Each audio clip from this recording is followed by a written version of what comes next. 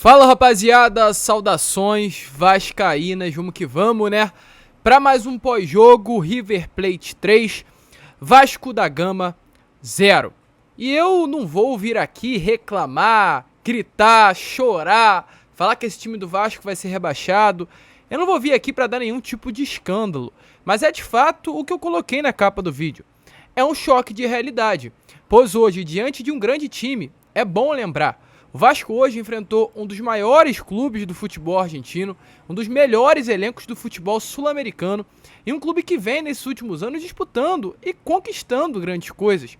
O River, sem ser dessa leva de brasileiros, foi o último sul-americano a conquistar uma Copa Conmebol Libertadores e tem um elenco muito semelhante àquele que venceu a competição. O River hoje é um time pronto, o River hoje é um time que vai disputar pelo título do Campeonato Argentino, vai disputar pelo título da Libertadores. E infelizmente, gente, ainda hoje, o Vasco não é um time pronto. O Vasco é um time em formação. E ficou nítido que o Vasco é um time de formação pelo jogo que foi jogado. O Vasco começou muito bem os primeiros minutos de jogo, eu me impressionei, fiquei muito feliz inclusive, criei expectativas. O meu pai até assistiu o jogo comigo hoje, em determinado momento ele perguntou que ele não estava assistindo, ele chegou depois e perguntou pra mim aí, como tá o jogo? Eu falei, cara, o Vasco tá muito bem, o Vasco tá partindo pra cima, o Vasco tá propondo o jogo, a gente tava vendo um Vasco organizado, o Vasco saída de bola, o Vasco conseguindo realmente mostrar aos seus torcedores, dar expectativas com relação ao ano de 2023. E eu marquei no cronômetro. Essa boa bola jogada pelo Vasco da Gama foi ali até os 17 minutos do primeiro tempo. Depois desses minutos iniciais, o Vasco de fato parou de jogar e viu o River construir o placar com muita tranquilidade e se apertasse um pouquinho, com todo respeito ao Vasco, faria com tranquilidade mais gols e poderia sair hoje dessa partida na Flórida com uma goleada em cima do Vasco da Gama. Então, temos pontos positivos? Sim. O Vasco começou o primeiro tempo muito bem. O Vasco começou propondo o jogo de uma maneira que a gente não viu nos últimos anos. A gente não viu o Vasco propondo o jogo como propôs hoje com o Luxemburgo, com o Fernando Diniz. A gente não viu o Vasco dessa maneira com o Lisca, não vimos o Vasco dessa maneira com o Zé Ricardo, com o Jorginho, com ninguém. Mas a gente conseguiu ver um Vasco propondo o jogo contra um grande que era o River Plate. Porém, cansou. E principalmente quando houve mudanças. O Vasco substituiu. Entrou no segundo tempo Edmar, Vinícius, Ulisses, entrou também Anderson Conceição, entrou alguns outros atletas que a gente vê agora com mais nitidez que de fato não tem condições alguma de permanecer no Vasco para a próxima temporada. Fica claro, principalmente na maneira do jogo que o Vasco quer jogar, que vai ter que haver uma grande reformulação, como o próprio Paulo Brax falou durante a entrevista coletiva. Até abril, 90% do elenco, 80% estará fechado. Haverá muitas chegadas, mas também haverá muitas saídas. E com certeza, essas saídas terão que acontecer. Sobre o time titular, começo aqui falando antes de entrar nos pontos positivos e negativos dessa partida que eu vou trazer. E no final de tudo, né, vou falar o que eu achei desse jogo. Pontos positivos, time titular, perdão. Alexander não será o titular e nem sequer o reserva. Então não é válido nem eu entrar a fundo numa análise sobre o atleta. Mas falhou. Na minha opinião, os dois gols eram gols defensáveis. Se o Vasco tivesse um goleiro com mais qualidade ali naqueles momentos, poderia não ter tomado o gol. Mas enfim, volto a repetir, não será o titular, então não devemos nem nos estressar com relação a isso. Sobre o nosso sistema defensivo, excelente partida do Léo Pelé. A gente já vai entrar mais a fundo sobre isso, porque para mim foi um ponto positivo. Um jogador que propõe jogo, um jogador de muita qualidade, um jogador que não erra passe, um jogador que dá, né, no caso, uma criação muito grande desde o primeiro toque na bola, que começa pelo zagueiro. Porém, sobre o Miranda, fica claro que não tem condições. O Miranda não pode nem sequer ser o reserva do Vasco. E por isso o Vasco tem um Robson Bambu, porque é o reserva. E o Vasco, por isso, inclusive, está no mercado à procura de um zagueiro titular. Porque não há condições. Não há condições com o Miranda, não há condições com o Ulisses. O Vasco precisará achar um novo caminho para esses dois atletas, porque ficou nítido hoje, no sistema de jogo que o Barbieri quer colocar no Vasco, de um time propositivo, que não há condições de Ulisses e Miranda estarem nem sequer à disposição para as ambições que o Vasco busca em 2023. Dos jogadores que fizeram toda a base no Vasco, tem um carinho gigantesco, pelo clube, tenho certeza disso. Eu também tenho um carinho gigante por esses dois atletas, mas não há condição. Nas laterais, Pumita, partidaça na minha opinião. Quando chegou no ataque, chegou muito bem. Mas infelizmente não tinha um zagueiro ao seu lado que conseguia dar essa facilidade para a saída de bola, o que é algo muito positivo, inclusive, do próprio Pumita Rodrigues. E sobre o ataque, o Gabriel Peck não vai ser o titular daquele lado. O titular será o Luco Herediano. E não à toa, quando o Luco Herediano entrou na partida, o Pumita subiu muito de competição, se é assim que eu posso falar, qualidade, chegar muito melhor ao ataque. Então a gente vê que realmente temos bons jogadores, em exceção a esse zagueiro que é o Miranda, que virá uma peça, e ficou muito nítido hoje, né, nessa partida do Vasco, que teremos que contratar, e ficou nítido, inclusive, as peças que teremos que contratar no mercado, e dentre elas, o Pumita foi muito bem, o Léo Pelé foi muito bem, Lucas Piton, vou falar sobre isso já, mas não gostei da partida dele. No meio campo, Figueiredo, uma surpresa muito boa, ponto positivo pra mim. Já o Zé Gabriel, um atleta que não tem condições, eu estranhei a substituição do Maurício Barbieri no segundo tempo, pensei que ele tiraria o Zé Gabriel ao invés de tirar o Figueiredo e deixaria o Jair como, no caso, o segundo volante, o Figueiredo com mais liberdade, mas parece que o Figueiredo vem pro time para jogar como primeiro volante, né? Não entendi muito bem a substituição dele, mas o Figueiredo foi uma surpresa muito boa. Zé Gabriel, não gostei da partida dele, mas também é outro atleta que não será o titular, então não vale nem a pena nós nos estressarmos sobre isso. Jogador que vem para compor elenco, no máximo. Vasco não conta com ele para ser o titular da equipe e não à toa também está no mercado para procurar um atleta à posição.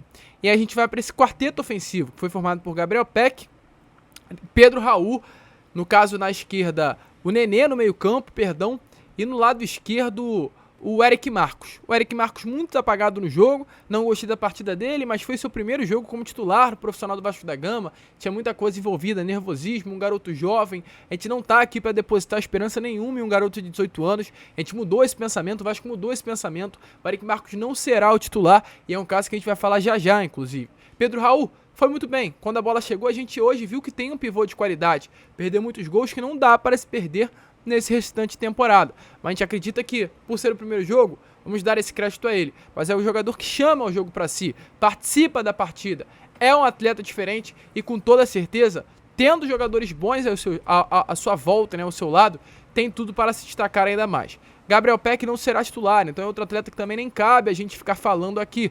Foi bem, mas precisa ser mais inteligente. Fica claro que jogadores, com todo respeito, burros, jogadores que demorem a pensar, jogadores que pensem individualmente, não terão chance nesse elenco do Maurício Barbieri. Ignaldo é um caso, jogador de muita qualidade, um jogador de uma intuição muito forte, de um mano a mano muito bom, de um chute muito bom, mas que pensa devagar. E se for jogador que não pensa, meu amigo, no estilo de jogo do Barbieri não vai dar. Porque além de ter jogadores bons, o Barbieri precisa de jogadores inteligentes à sua mão, que entendam o modelo de jogo e entendam principalmente o jogo em que o Vasco jogará. Ignaldo mostra que não é esse jogador, o Vinícius mostra que não é esse jogador, e por isso a gente tem algumas preocupações com relação aos nossos pontas, porque a grande maioria desses atletas que nós temos hoje no elenco são pontas ruins de perceber aquilo que o técnico manda. O único bom é o Peck, não à toa vem sendo titular, há vários anos aí no ataque Cruz Maltino. Sobre Nenê, eu começo aqui a falar sobre pontos negativos e positivos, falando do Nenê. Eu, há alguns vídeos atrás, falei que, na minha opinião, o Nenê ia começar muito bem o ano, que o Nenê iria se destacar, o Nenê iria fazer gols, dar assistências, iria ter o seu contrato renovado até o final do ano.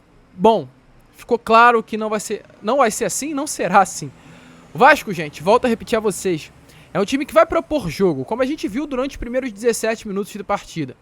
E um time que propõe jogo, qual é a sua principal característica? Saiba sair jogando com a bola, vá construir o jogo em blocos, que é o famoso jogo de posição, que é o jogo do Barbieri, e principalmente, marca pressão. Não dá espaço para o River respirar e para qualquer adversário, como foi durante esses 17 minutos iniciais. O Vasco apertava ali pressão o jogador. Ou seja, é um time que vai precisar de intensidade para sair jogando rápido com a bola, e um time que vai precisar de intensidade para marcar em linha alta.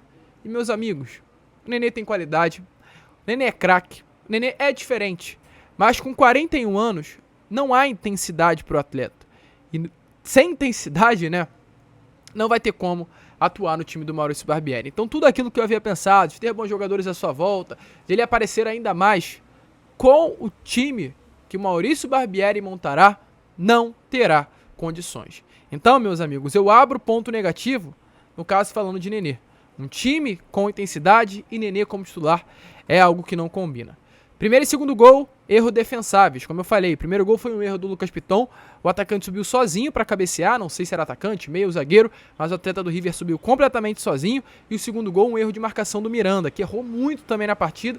E como eu já falei para vocês, nas análises individuais, Miranda não será o titular, então não cabe nem a gente se preocupar com isso. Mas cabe a gente entender que realmente tem alguns atletas que não poderão permanecer no elenco cruz-maltino.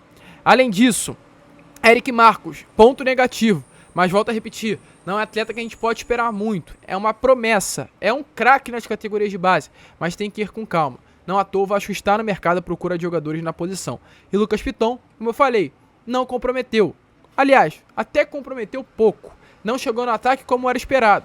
Não fez uma partida que foi decepcionante, mas não mostrou hoje que valeu 16 milhões de reais. Essa é a grande realidade.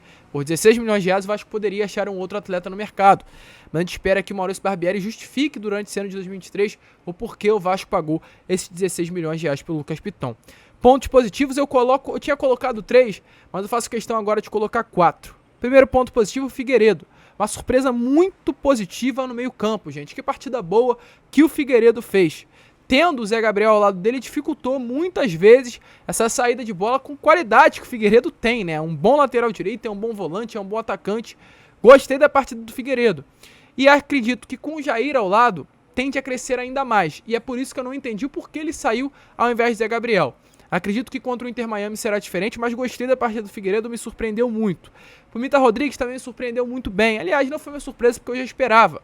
Gostei da partida do Pumita, quando chegava ao ataque, chegava com bastante qualidade, defendia muito bem, porém era difícil. Por não ter um atleta titular ao seu lado, que era o Gabriel Peck, o que acabava dificultando muitas vezes a sua subida ao ataque, e ter uma primeira saída de bola com o Miranda, que não é a saída de bola que o Maurício Barbieri estava treinando, que era com o Robson Bambu durante toda essa pré-temporada, e principalmente não é o atleta que o Vasco vai ter para 2023. Então gostei muito da partida do Pumita, mesmo tendo as suas dificuldades à sua volta, partidaça. Luco Orediano, gente, quando a gente vê um craque, a gente vê diferença. Um craque dentro de campo é diferente. E hoje ficou claro que, dos poucos minutos que o Luco Orediano esteve em campo, que o Luco Orediano é craque, é um jogador diferente, tem um toque refinado, tem um algo a mais, e com toda certeza será uma peça essencial para o Vasco e vai dar muito sucesso. Vai fazer muito sucesso. Ele tem um cruzamento na cabeça do Pedro Raul que foi espetacular. Me, de fato, empolgou bastante. Então, 3 pontos positivos e o quarto, Léo Pelé. Jogou muita bola, mostrou que valeu muito a pena os 16 milhões de reais e com, principalmente, um bom zagueiro ao seu lado, vai crescer muito, gente. A saída de bola com o Léo Pelé ganha uma qualidade que eu não havia visto há muitos anos. E a gente vê no ano passado, olhando, analisando, a saída de bola que o Vasco tinha com o Anderson Conceição, que era o Thiago Rodrigues dando a bola pra ele e ele chutando pra frente. E hoje ver o Léo Pelé na mesma posição, saindo, jogando, dando passe, criando oportunidade, é outra coisa. Então gostei muito, ponto positivo demais pra mim o Léo Pelé. Sem dúvida o melhor jogador dessa partida e o atleta que... Não o atleta, mas um dos atletas que mais me trouxeram esperança para esse 2023. E para finalizar o vídeo, volto a repetir o que eu falei para vocês lá no início, até desculpe pelo vídeo longo. Calma, torcedor. Primeira partida do ano. O Vasco é um clube em formação e enfrentou um clube já montado, já estruturado para disputar Libertadores.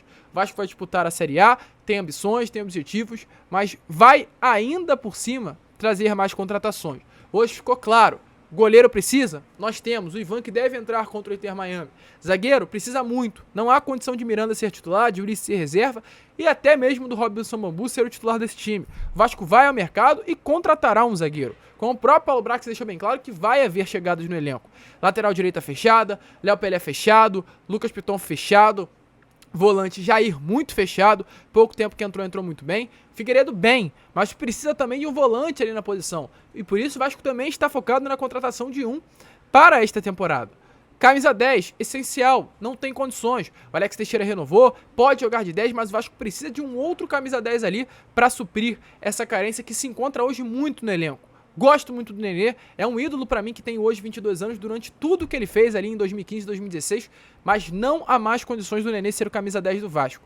Ponta direita, Luco Orediano, craque, joga muito, bom jogador, principalmente tendo o Peck como seu reserva, uma excelente dupla de pontas jogando pelo lado direito do campo. Pedro Raul, inquestionável, excelente centroavante, tem muito a dar alegrias ao torcedor em 2023. Porém, pelo lado esquerdo, gente, tem um buraco. Eric Marcos não pode ser o titular e Vinícius, muito menos. Então a gente vê que hoje ficou claro o que o Vasco precisará fazer no mercado. ponta esquerda, volante, camisa 10 e zagueiro. 4 posições nítidas que o Vasco vai precisar contratar para esta próxima temporada. A gente fica aqui para não se prolongar até muito mais. Fica tranquilo que no Acorda Vascão retornaremos com mais informações a você. Este foi o pós-jogo do Gigante. Um grande abraço, fique com Deus, vamos que vamos e saudações vascaínas.